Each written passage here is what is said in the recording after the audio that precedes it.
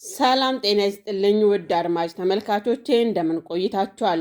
ይህ ማሂ ኢንተርቴይንመንት ነው። በማሂ ኢንተርቴይንመንት ለእናንተ ያዝናናሉ እንደዚሁም ቁም ነገር ያስጨብጣሉ የምንላቸው ፕሮግራሞችን ወደ እናንተ የምናቀርብበት ፕሮግራም ነው። እስከ ዝግጅታችን ፍጻሜ ድረስ አብራችሁን ቆዩ ስንል በትህትና ነው። አንተም ስለ ሙስሊሞች ያለን አቋም እስቲ ያሳውቅ። ስለ ሙስሊም ኢብራሂም በድሩን ታውቀዋለህ? ላለፉት 17 ዓመታት የልብ ጓደኛዬ ነው። ከዩኒቨርሲቲ ጀምሮ አንድ አልጋ ላይ እየተኛን ለሱ የሚላከውን ብር አብረን እያጠፋን ለኔ የመጣውን ስንቅ አብረን እየበላን እስከ ዛሬ ድረስ በጓደኝነት ጸንተናል። ሁሉም ሰው ማስደሰት አልችልም፣ ግን በእኔ የሚደሰቱ ሰዎች ደግሞ አሉ አይደለ? ለነሱ እንዴት ስለሆንኩ ነው የወደዱኝ፣ እንደዚህ ስለሆንኩ ነው የወደዱኝ አይደለ?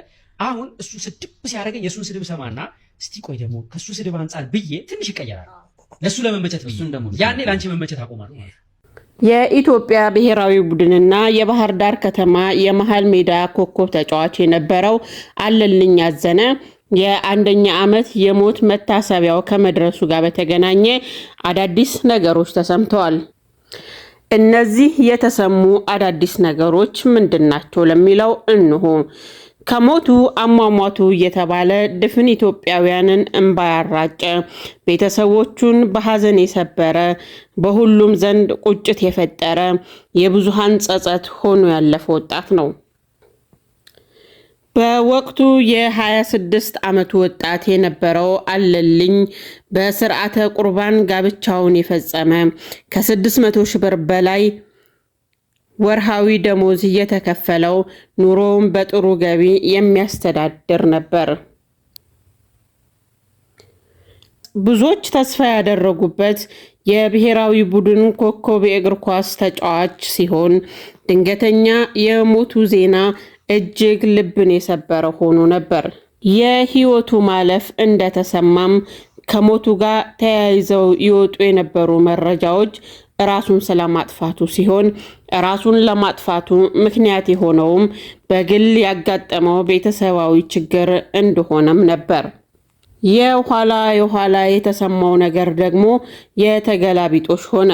ይኸውም አለልኝ አዘነ ራሱን አጥፍቶ ሳይሆን በሰው እጅ ስለመገደሉ የሚጠቁሙ መረጃዎች መሰማት ጀመሩ።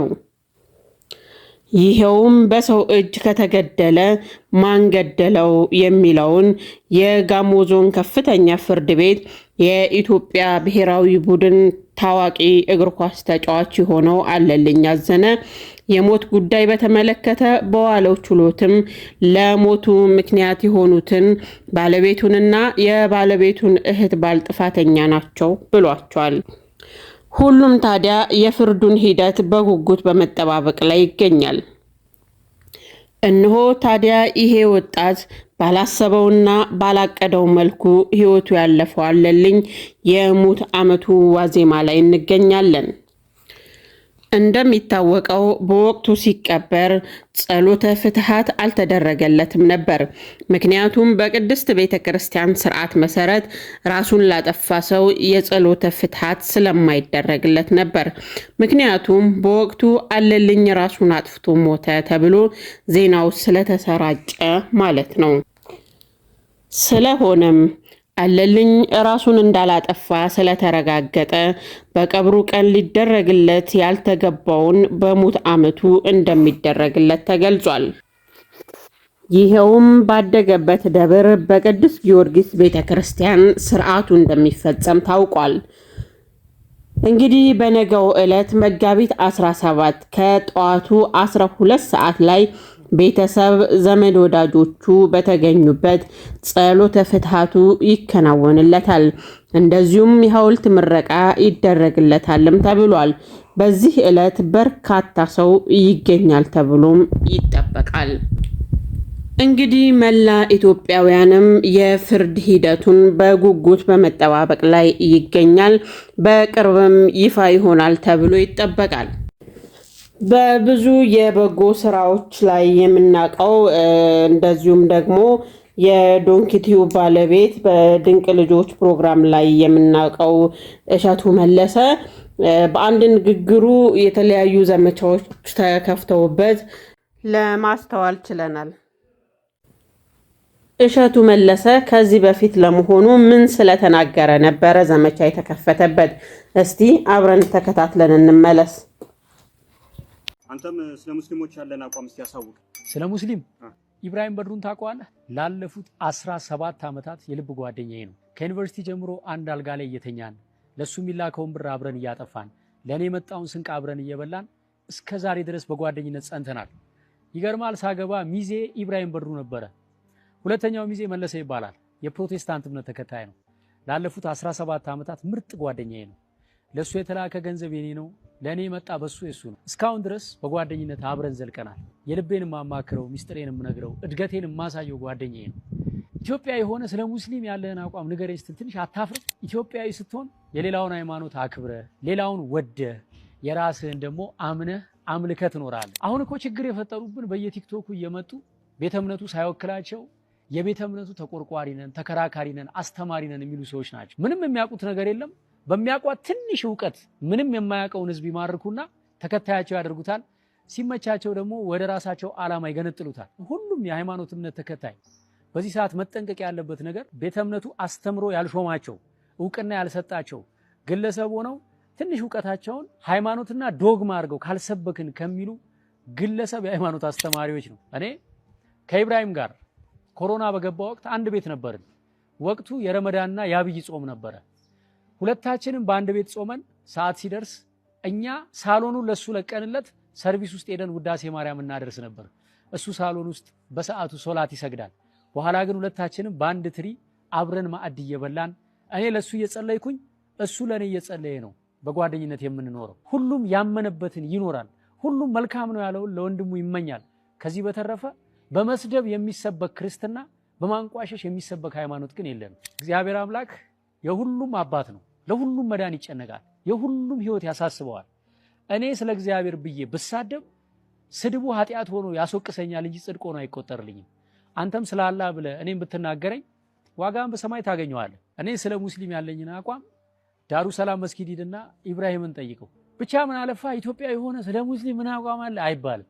ኢትዮጵያውያን ተዋደን ተፋቅረን ተከባብረን አንዳችን የአንዳችንን ሃይማኖት አክብረን በፍቅር በሰላም አንዳችን ለአንዳችን እየጸለይን የምንኖር ህዝቦች። ከዚህ ቀደም በሐሰተኛ ነቢያት ላይ አንድ ስታንዳፕ ኮሜዲ ሰርቼ ነበርና አንዳንድ ሰዎች እንዴት አንተ ሃይማኖቱን ትናገራለህ ብለው ኮሜንት አድርገውብኝ ነበረ። እኔ የማንንም ሃይማኖት አልናገርም። በወቅቱም በሃይማኖት ስም ራሳቸውን ሸፍነው ሃይማኖቱን የማይወክሉ የፕሮቴስታንት ቤተክርስቲያን እውቅናም ክብርም ያልሰጠቻቸው ነገር ግን የግል ጥቅማቸውን የሚያራምዱ ብዙዎችን እየጎዱ ያሉ ግለሰቦችን ለመቃወም ነበር ኮሜዲውን የሰራሁት። ብዙዎች ተረድተውኛል። ጥቂቶች ደግሞ ሳይረዱኝ ቀርተው የፕሮቴስታንት ሃይማኖትን የምጠላ መስሏቸው ነበር። በፍጹም ማንንም አልጠላም። ሁሉንም አከብራለሁ፣ ሁሉንም እወዳለሁ። የራሴን ኦርቶዶክስ ተዋህዶ ሃይማኖትን ግን ያለ ጥርጥርና በንጹህ ልቤ አመልካለሁ። እዚህኛው ንግግሩ ነበረ ዘመቻ የተከፈተበት። እስቲ እናንተስ በዚህኛው አቋሙ ወይም ደግሞ በዚህኛው ንግግሩ ምንድነው የተሰማችሁ? ማለት ምንድነው ስህተት ነው ብላችሁ ያወጣችሁት ነገር አለ ወይስ ትክክል ነው የሚለውን ኮሜንት ላይ ያስቀምጡልኝና ከዛ በኋላ ደግሞ እስቲ አሁን ምላሽ ይሆናል ብሎ ደግሞ የሰጠው መልስ አብረን ተከታትለን እንመለስ። ሁሉም ሰው ማስደሰት አልችልም፣ ግን እኔ በእኔ የሚደሰቱ ሰዎች ደግሞ አሉ አይደለ? ለነሱ እንዴት ስለሆንኩ ነው የወደዱኝ፣ እንደዚህ ስለሆንኩ ነው የወደዱኝ አይደለ? አሁን እሱ ስድብ ሲያደርገኝ የእሱን ስድብ ሰማና እስቲ ቆይ ደግሞ ከእሱ ስድብ አንጻር ብዬ ትንሽ ይቀየራል። ለእሱ ለመመቸት ብዬ ያኔ ለአንቺ መመቸት አቆማለሁ ማለት ነው። ለእኔ ለሚወዱኝ ለሚያከብሩኝ ሰዎች መመቸት አቆማለሁ። ስለዚህ ማይንዴን ስለሚሰራው አውቃለሁ። አስተያየት በተለይ ኔጌቲቭ ነገር ማይንድ ፖዚቲቭ አድናቆት ሰምቶ አንድ እንትን ቃል ስታደርግበት ስድብ ድንግጥ ይላል ማለት ነው። ለምን ሁሌ ኢጎ፣ ሁሌ መወደድ፣ ሁሌ መከበር ነው የሚፈልገው። ሁሌ አቧቦ ነው እንጂ አንድ ሰው አንተን እኮ ይጠላል መባል አይፈልግም። ለዛ ሰው ነው እንጂ ሪስፖንድ የሚያደርገው ለአንድ ሺው ለሚያደርጉት አይደለም። ስለዚህ ያንን የማይንድ አሰራር ስለማቅ አንዱ ራሴን ፕሮቴክት የማደርገው በዚህ ሙያ አይታችኋል። እኔ ብዙ ጊዜ ተሰድቤያለሁ። በድንቅ ልጆች እሰደባለሁ፣ በሆነ ነገር እሰደባለሁ። ሊታሰር ነው ትያለሽ፣ የሆነ ነገር ይመጣል፣ ማዕበል ይመጣል። ምን ተብለህ ታውቃለህ? ብቻ አለ በየጊዜው የሆነ ነገር ይነሳል። የሆነ ወቅት ላይ የማይገባ ነገር ህፃናቱን ጠየቃቸው ሊሆን ይችላል፣ የማይገባ ነገር ተናገረ ሊሆን ይችላል። ይነሳል። ሲነሳ ርዕሱን አወቅኩት አይደለ? በቃ ርዕሱን ካወቅኩት እኔ ዝርዝሩ ያደርግልኛል። ገባ? ዝርዝሩ እኮ እኔ ጉዳዩን ሳታይም ነው የምትሰድበኝ። አንዳንዴ እኮ ጉዳዩ ሳትገባ ሳታጠና ኢጎህንም ነው የምትነግረኝ። ወይም ደግሞ አንተ ውስጥ እኔ እዚህ ላይ አንድ ኮንሰፕት ልንገርሽ እስኪ። ለምሳሌ አንቺ ምሳሌ ነው እሺ፣ በጣም የምትወጂው የምታምኚው ባል አለሽ እንበል። ከዚያ የሆነ ሰው መጥቶ አንቺ ባልሽን እኮ ከሴት ጋር ሲማግጥ አየሁት ቢልሽ የመጀመሪያ ቃልሽ ምንድን ነው የሚሆነው? በጣም የምታምኚው እርግጠኛ ነሽ እንደማያደርግና የመጀመሪያ ካፍሽ የሚወጣው ምንድን ነው? አያደርገውም ነው አይደል? እሺ ባልሽን ደግሞ የምትጠረጥሪው ሰው ሆኖ ትንሽ የባህሪ ችግር ያለበት ሰው ሆኖ አንቺ ባልሽን ከሴት ጋር አየሁት ሲሉሽ የመጀመሪያ ቃል ምንድን ነው የሚሆነው? ውስጥሽ ግን የመጀመሪያ የሚለው ነው የመጀመሪያ ጥያቄ የት ነው አይደል? ስለዚህ ጉዳዩ አይደለም የተለያየው፣ አንቺ ውስጥ የነበረው ነገር ነው የተለያየው። አገኘሽ? ለምሳሌ እኔ እሸቱ እኮ እንደዚህ ያደረገ ሲባል አንቺ ለኔ ፍቅር ከሆነ ነበር ያለሽ፣ እውነተኛ ፍቅር ከሆነ አያደርገውም ነው የምትይው። እሸቱ በጤነኛ አይምሮ ይሄን ነገር አያደርገውም፣ ተሳስቶ ይሆናል ወይ እንደዚህ ይሆናል፣ ሰው ገፋፍቶት ይሆናል ምናምን ብለሽ ሰበብ ነው የምትሰጪው ላለማመን። ልክ እሸቱ እንደዚህ ያደረገ ድሮ የማያውቀው ነበር እሱና ትልካልሽ፣ ውስጥሽ የነበረው ነው ያወጣሽው እንጂ በእኔ ድርጊት ላይ ነው ሪአክት ያደረግሽው። እሺ ኦልሬዲ በቃ የሆነ ኢሜጅ ነበራቸው የተቀመጠ የምጠብቀው አጋጣሚ ስለነበረ ሰው ምን ልልህ ነው እኔ አላይ አልሰማም አላይ እንዲህ አይነት ነገር ማናጀሬ ያያል። የህዝብ ግንኙነታችን ልታይ ትችላለች። ማናጀሬ ውሃ የሚያነሳ ነገር ከሆነ ለእኔ በሚመጥን ቋንቋ ይነግረኛል። ይመጣል ስድቡን ጥላቻውን አይደለም ይነግረኝ፣ ፊልተር አድርጎ እሺ ይሄን ነገር ማስተካከል አለብኝ ይለኛል። አስተካክላለሁ። አገኘሽ? ለማስተካከል ብያለና ላይ ማለት ለይ ሰው በቃ ይሄን ስራው ይሄ ነው። እንዴ ነው ፊውዝ ታውቂያለሽ? ማናጀር ማለት እንደ ፊውዝ ነው። እሱ ይቃጠልና እቃውን ያተርፈዋል አይደል? እሱ ጨጓራው ቢቃጠልም ግን እኔን ያተርፈኛል። ለምን እኔ አቢዩዝ መሆን የለብኝማ። በተመረዘ ጭንቅላት መጥቼ ነገር ደግሞ ለሆነ ለዛ መልስ ስንኮሻኮሽ ምን ስል ዋናውን የሚወደኝን የሚያከብረኝን ሰው አጣል አግኝተኛ ስለ ማንነት ሶሻል ሚዲያ ሊስት ወይ ማንነትን መቀጠል ከፈለክ አድናቆቱንም ጩኸቱንም ሰምተህ ብትማለት ሪአክት ማድረግ የለብህም። ወይኔ ያለ አንተ ሰው የለም ሲሉ ያለ እኔ ሰው የለም፣ ስለዚህ እንትን ካላደረጋችሁልኝ አልመጣም፣ እንትን ካልከፈላችሁኝ ማለት የለብህም። ሲሰድቡ ደግሞ አፈር አባብላ አፈር በቃ በላው ብለህ ተስፋ መቁረጥም የለብህም። ሰው ባላንስ ማድረግ ይፈልጋል። ጋይድ ማድረግ ያለበት መንገዱ አይደለም። ዴፊኒትሊ አንተ ብታውቀው ሰው ላይ አብሮ አደግህ ግቢ እንደ እኔ ሺና አላውቀውም እንደ አብሮን እንትን ሲል ምናምን ብሎ የሚያጋግል ሰው አለ። እሱ ነው ሞር ደግሞ የሚያማው ገባ። አንተን በቅርበት እንዴ አይተውት እኔን የሚያቀኝ መስሎኝ ብለህ አታስብም? እንደዚህ አይነት ሰዎች ለአንተ ሰክሰስ ማጨብጨብ የማይፈልጉ ሰዎች አሉ። የአንተ ሰክሰስ የእሱን ሰክሰስ የቀማኸው የሚመስለው ሰው አለ። ገባ። ሰው በዛኛው ሳይድ ሆኖ አንተን እንትን ለማድረግ እንደዚህ አይነት ነገሮች አጋጥሞን ሀርታ ያደርጉ እንዳልኩሽ ነው ያልሰማው። በቃ አሁን እኮ ተመለሰልኝ። አልከበደም ወይ?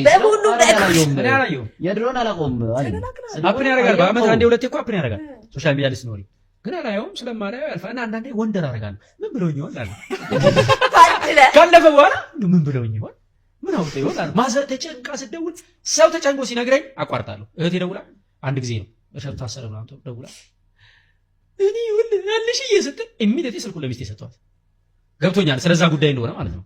ከቤተሰቤ እንኳን አልሰማም። this is the only way I protect my mind እንዳልኩሽ ነው። ፎርማሊ ማናጀሪያ አጣርቶ አምጥቶ ቁጭ ያደርግልኛል። ስለዚህ ባንቺ ስሜት ባንቺ ልልቅ አልሰማም። ያን ሌላ አሁን ለምሳሌ ውድ አድማጭ ተመልካቾቼ የዛሬ ዝግጅቴ ይሄንን ይመስል ነበረ። በሚቀጥለው በሌላ ዝግጅት እስከምንገናኝ ድረስ በሰላም ቆዩ።